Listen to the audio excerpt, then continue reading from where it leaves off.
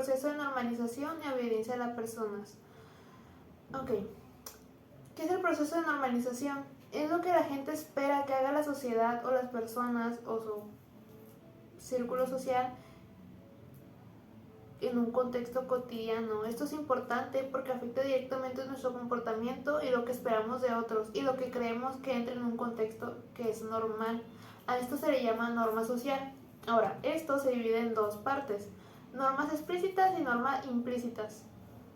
Las normas explícitas son aquellas que están escritas en códigos, leyes, reglamentos o todo lo que debemos de cumplir. Ya sea, unos ejemplos podrían ser que está castigado el robar, el hacer crímenes, matar personas, dañar gente o maltrato hacia los animales. Esos serían unos ejemplos que están escritas en leyes, que está penalizado.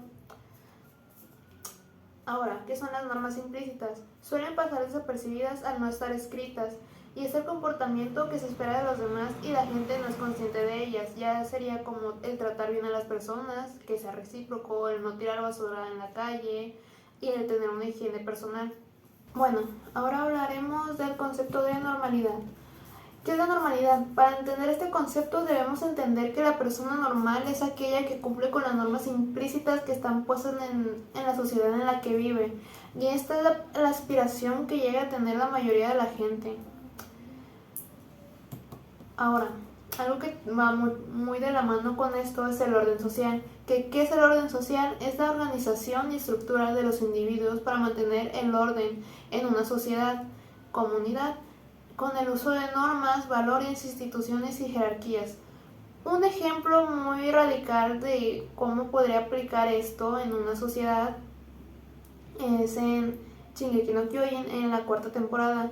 En esta cuarta temporada se nos habla de un país que está en un conflicto de guerra, el cual está dividido en dos secciones: Mardillanos y Eldianos.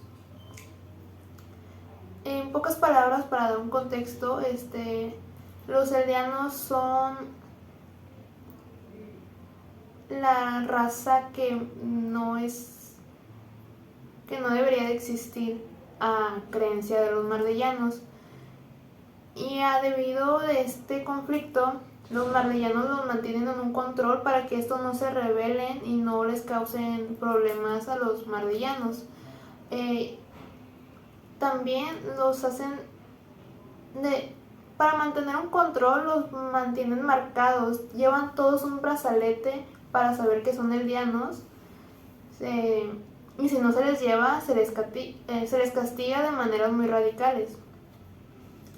También toda la gente está acostumbrada a tratarlos mal para hacerlos sentir menos, porque según a palabras de ellos son demonios. También están educados para servir a los mardillanos como a su voluntad, porque ahí me traba.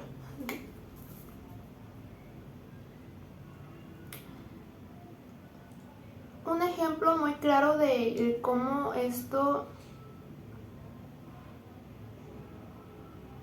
no. También se les vigila. Se les vigila en todo momento, en salidas y entradas de sus casas, lo que hacen cada día para mantener un control sobre ellos. Todo es sobre el control sobre los eldianos. Ahora, un ejemplo muy claro de cómo este orden social que se da en este contexto puede afectar a las personas es Zeke. Zeke es un personaje que es hijo de dos eldianos que son parte de una rebelión para liberar a su pueblo. Y Zeke, al ser educado, como se les educa a todos los eldianos, cree que sus padres son unos traidores y que debe delatarlos para que sean castigados. Y lo hace porque él cree que es lo que está bien. que es una historia bastante triste, pero no. Ok, ahora pasando a otro tema, la cárcel de Stanford. El objetivo de este experimento era entender el proceso de individualización. Para esto se decidió que el mejor lugar para ver este proceso era crear una cárcel. El primero, el experimento se llevó a cabo en un sótano de la Universidad de Stanford de Psicología y se buscaron voluntarios para hacer el papel tanto de guardia y de preso. Se realizó una entrevista a cada uno para determinar que eran personas normales. ¿Qué quiere decir esto? Que estuvieran sanos física y mentalmente. Luego se decidió de manera al azar quiénes serían los presos y quiénes serían los guardias. Se les dio instrucciones de que no debían de actuar, simplemente debían ser ellos mismos, cumpliendo con el rol que se les había dado, ya sea de preso o de guardia. Luego, este experimento estaba planeado para que durara 2 semanas y se les pagaría a todos los voluntarios $15 al día. Pero por los cambios de conducta que hubo en este experimento, a causa de esto, el experimento solamente duró 6 días, pues los actos que se llevaban en este eran demasiado crueles. Al iniciar el experimento, los que fueron seleccionados como prisioneros se les fue a arrestar en su propia casa sin previo aviso. Después de esto, solamente se les dio unas gorras de mujer para simular que estaban calvos porque no se les podía rapar. Se les despojó de sus cosas materiales y de su ropa y solamente se les dio una bata con un número que era con el que se les iba a identificar a lo largo del experimento. La orden que se les dio a los guardias fue que mantuvieran el control a como ellos creerían que tendrían que hacerlo, y la única restricción que tenían era que no les podían hacer daño físico. Las únicas cosas que se le dieron a estos guardias eran los instrumentos con los que suelen golpear, pero ellos tenían la restricción de que no podían golpearlos, un uniforme que simplemente era constituido por pantalones y camisa cafés y unos lentes de sol. Tenían que cubrirles completamente los ojos. Ahora,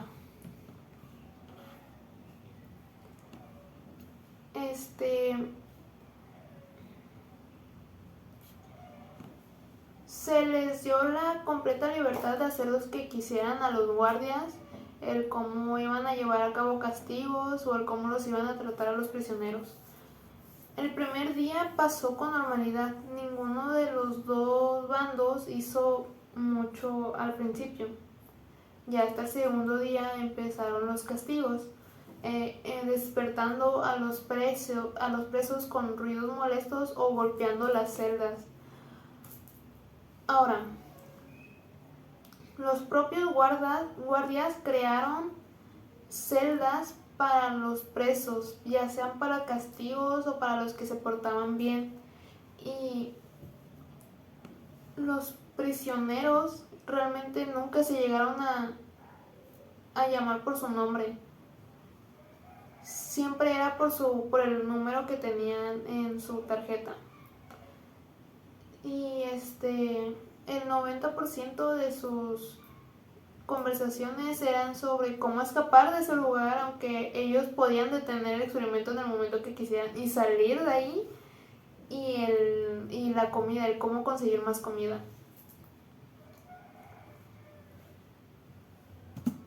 Por esta misma razón y por los castigos que se empezaron a llevar, los guardias decidieron al 6º día terminar con este experimento, y tanto a los presos como a los guardias se les tuvo que dar terapia a cada uno por el nivel de sadismo y de crueldad que se llevó a cabo, porque aunque no eran daños como tal físicos entre guardias y presos, si eran castigos psicológicos que los dañaban de manera increíbles. Y ya para finalizar, con este experimento podemos ver que como tanto los guardias y como los presos se despojaron de su vida personal, ellos ya no actuaban como lo harían normalmente en un contexto social normal, pues los presos ya, o sea, ya ni siquiera entre ellos se dirigían por su propio nombre. Algunos de los ejemplos que puedo dar para que se entienda este concepto de desindividualización serían los soldados que van a la guerra o que vienen de esta. Pues después de volver de tal acontecimiento trágico, son incapaces de volver a integrarse en la sociedad con normalidad. Ahora, un ejemplo, volvemos a hablar de Shingeki no Kyojin. En Shingeki no Kyojin hay un personaje, o bueno, hay una